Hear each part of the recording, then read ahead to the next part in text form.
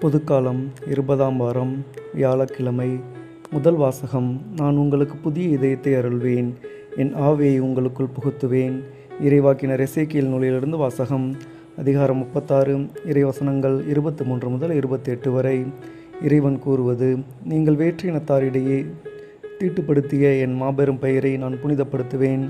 அப்போது உங்கள் வழியாய் அவர்கள் கண்முன்னே என் தூய்மையை நிலைநாட்டும் போது நானே ஆண்டவர் என்பதை அவர்கள் அறிந்து கொள்வார்கள் என்கிறார் தலைவராகிய ஆண்டவர்.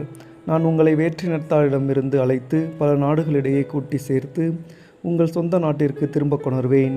நான் தூய நீரை உங்கள் மேல் தெளிப்பேன். நீங்கள் உங்கள் எல்லா அழுக்கிலிருந்தும் தூய்மையாவீர்கள். உங்கள் எல்லா சிலை வழிபாட்டு தீட்டையும் அகற்றுவேன். நான் உங்களுக்கு புதிய இதயத்தை அருள்வேன், புதிய ஆவியை உங்களுக்குள் புகுத்துவேன். உங்கள் உடலிலிருந்து கல்லாலான இதயத்தை எடுத்துவிட்டு சதையாலான இதயத்தை பொருத்துவேன். என் ஆவியை உங்களுக்குள் புகுத்துவேன். என் நியமங்களை கடைபிடிக்கவும் என் நீதி நெறிகளை கவனமாய் செயல்படுத்தவும் செய்வேன். நான் உங்கள் முன்னோருக்கு கொடுத்த நாட்டில் நீங்கள் வாழ்வீர்கள். அப்போது என் மக்களாய் இருப்பீர்கள். நான் உங்கள் கடவுளாய் இருப்பேன். ஆண்டவரின் அருள்வாக்கு. இறைவா உமக்கு நன்றி. பதிலுரை பாடல். பல்லவி. தூய நீரை உங்கள் மேல் தெளிப்பேன், நீங்கள் அனைவரும் தூய்மையாவீர்கள். கடவுளே, தூயதோர் உள்ளத்தை என்னுள்ளே படைத்தருளும். உறுதி தரும் ஆவியை புதுப்பிக்கும் ஆவியை என்னுள்ளே உருவாக்கியருளும். உமது முன்னிலையிலிருந்து என்னை தள்ளிவிடாதேயும். உமது தூய ஆவியை என்னிடமிருந்து எடுத்து விடாதேயும். பல்லவி. தூய நீரை உங்கள் மேல் தெளிப்பேன், நீங்கள் அனைவரும் தூய்மையாவீர்கள். மீட்பின் மகிழ்ச்சியை மீண்டும் எனக்கு அளித்தருளும். தன்னார்வ மனம் தந்து என்னை தாங்கியருளும். அப்பொழுது குற்றம் செய்தோருக்கு வழிகளை கற்பிப்பேன். பாவிகள் உம்மை நோக்கி திரும்புவர். பல்லவி. தூய நீரை உங்கள் மேல் தெளிப்பேன், நீங்கள் அனைவரும் தூய்மையாவீர்கள். ஏனெனில் பலியினால் உம்மை மகிழ்விக்க முடியாது. நான் எரிபலி செலுத்தினாலும் நீர் அதில் நாட்டங்கொள்வதில்லை.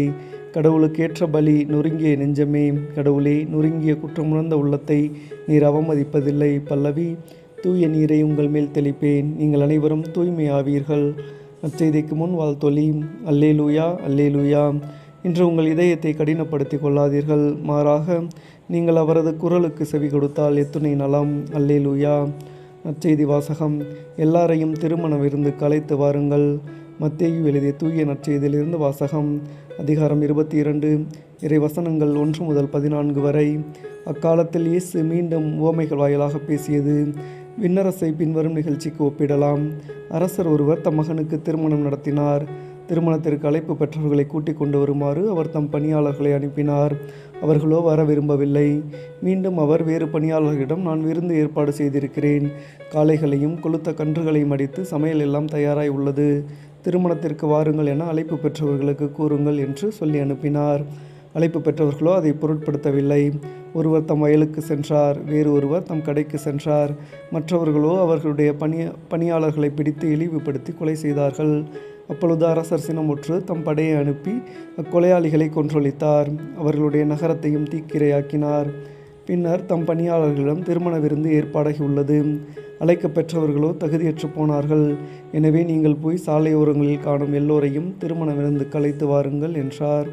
அந்த பணியாளர்கள் வெளியே சென்று வழியில் கண்ட நல்லோர் தீயோர் யாவரையும் கூட்டி வந்தனர். திருமண மண்டபம் விருந்தினரால் நிரம்பியது. அரசர் விருந்தினரை பார்க்க வந்தபோது அங்கே திருமண ஆடை அணியாத ஒருவனை கண்டார். அரசர் அவனை பார்த்து, தோழா, திருமண ஆடையின்றி எவ்வாறு உள்ளே வந்தாய் என்று கேட்டார். அவனோ வாயடைத்து நின்றான். அப்போது அரசர் தம் பணியாளர்களிடம், அவனுடைய காலையும் கையையும் கட்டி புறம்பே உள்ள இருளில் தள்ளுங்கள், அங்கே அழுகையும் மங்களாய்ப்பும் இருக்கும் என்றார். இவ்வாறு அழைப்பு பெற்றவர்கள் பலர், ஆனால் தெரிந்தெடுக்கப்பட்டவர்களோ சிலர். ஆண்டவரின் அருள்வாக்கு.